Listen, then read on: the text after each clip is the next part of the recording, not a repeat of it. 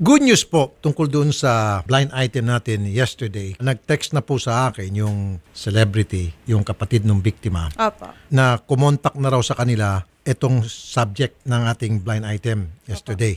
At willing na raw pong makipagkita sa pamilya ng biktima para ibigay ko anumang nararapat na tulong, which is very good.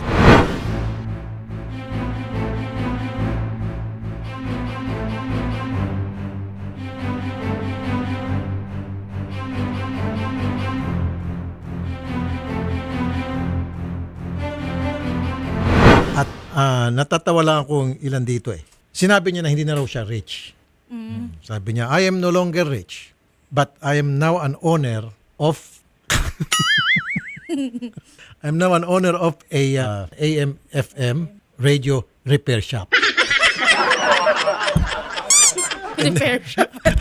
Anyway, ito. OMG, this is going to heart blank. Too much. I'm sorry, I should have talked to you and your mom, meaning to sa celebrity. But I told her I was going to do it this week. Anyway, please watch out for her. She has the tendency to hurt herself. 3 things though, I am no longer rich. I am not married and I don't threaten or curse blank. I don't mind what happens to me. The last thing I want to do is to hurt her, although our situation is too much for her to take. Let me know when you want to do it. Good night. Tinext siya ng celebrity. At yung celebrity nga nagpapasalamat dahil magsusuporta na ito.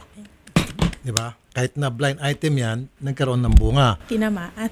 Oo, dahil kapag hindi naman talaga, meron siyang kalalagyan. Dahil kukulitin ko tong biktima at saka itong celebrity na expose tong kawalangyan niya.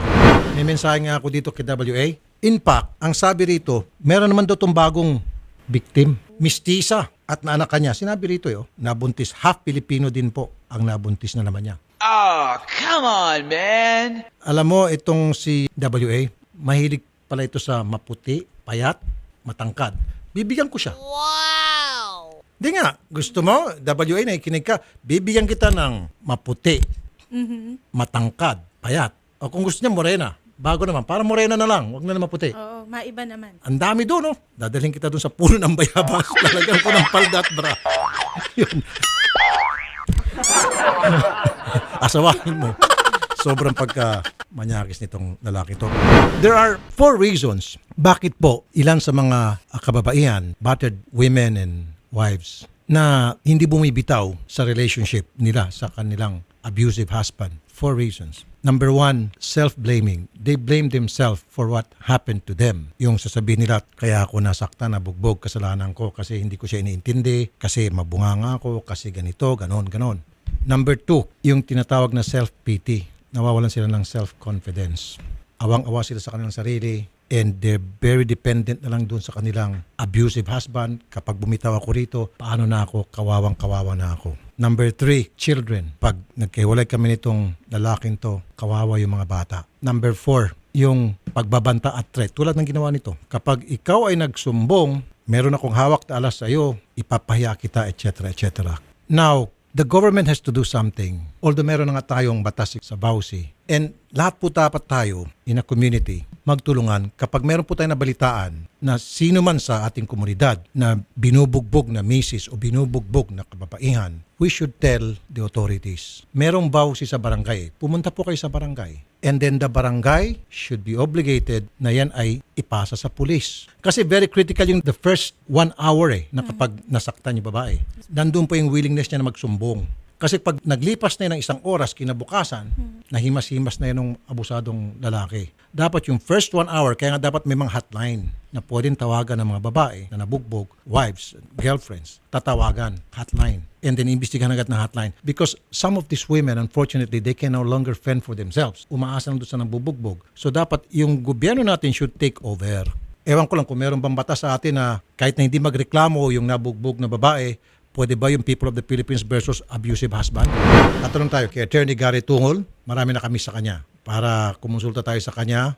At kung wala pa tayong ganung klaseng batas, then sa pamagitan ng ACT-CIS, mag-draft ng ganung klaseng batas. Attorney Garrett. Hi sir, happy to be back. Pinag-usapan namin dito yung mga battered women, battered wife. Una, ano bang nakasaad sa ating batas sa Bausi at parusa, especially doon sa mga lalaking nananakit ng kanilang mga partner, ng kanilang mga asawa.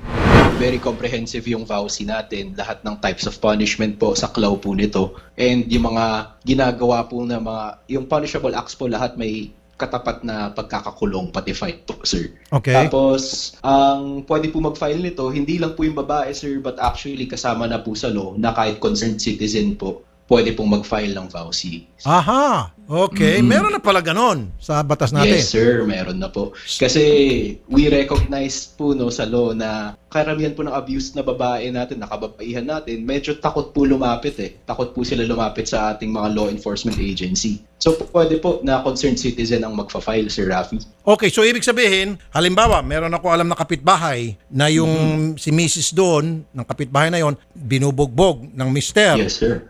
At nakita ko, na witness ko.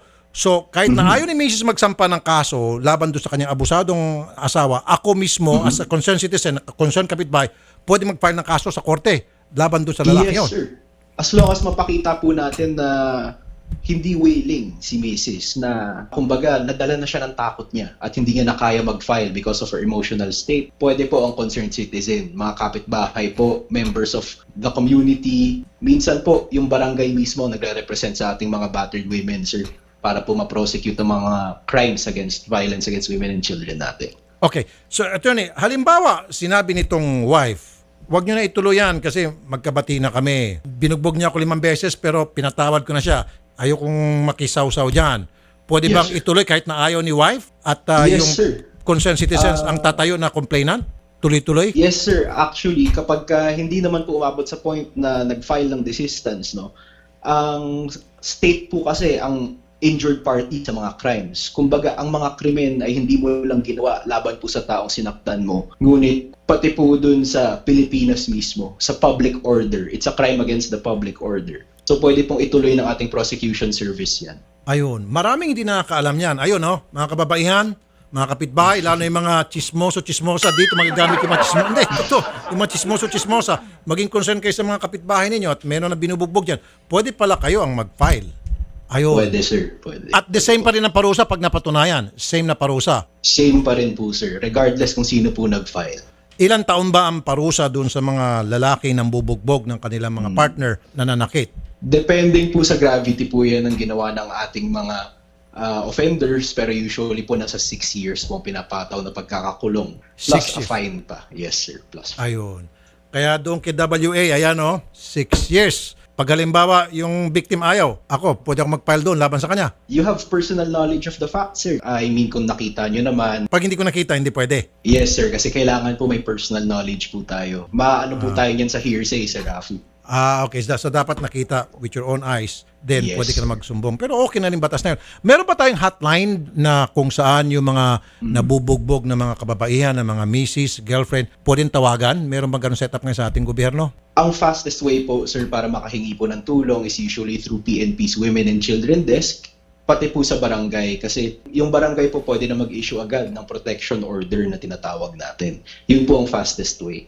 Ayun. Okay. Maraming salamat, Attorney Gary Tungol. Magandang Happy hapon to sa help, iyo. Sir Rafi. Oh. Sige po, magandang hapon. Maraming mga girls natutuwa sa kanya, nagkaka-crush. Oops, protective father ako. Pwede. Maraming nag-alam sa kanya. Okay, magaling yan. Magaling yan si Attorney Gary. Now, I hope close case na itong kay WA. Pag hindi mo itinupad yung pangako mo, kasi sumurrender na siya doon sa pamilya nung victim na susuporta. Pag hindi mo tinupad, tuloy-tuloy ito parang trend. Talagang dudurugin ka namin dito kasi napaka-abusado mo. Although sinabi niya rito, hindi raw niya sinasaktan, hindi raw niya inabuso. Kung hindi mo sinasaktan, hindi mo inaabuso, hindi mo ginagawa ng kawalangian, bakit na-depress? Di ba? Meron kang ginawa rito kawalangian, kaya nga na-depress yung tao. Hindi naman madidepress to dahil hindi mo na sinusuportahan? I don't think so. Sinusuportahan naman ng celebrity sister. Meron ka pang ginawang kawalangian. Minumura mo to, sinasaktan mo to, marami pa kung ano nung kabalasto ang ginawa mo, kaya na-depress. Pag hindi mo tinutuhanan yung pagsuporta at hindi mo tinigil yung pananakit, whether that verbal o anuman, may kalalagyan ka. At mga kababaihan, watch out. Pag meron lumapit sa inyo, sasabihin niya, ako'y may-ari ng isang FM radio station. Oh, no. Bad news yun.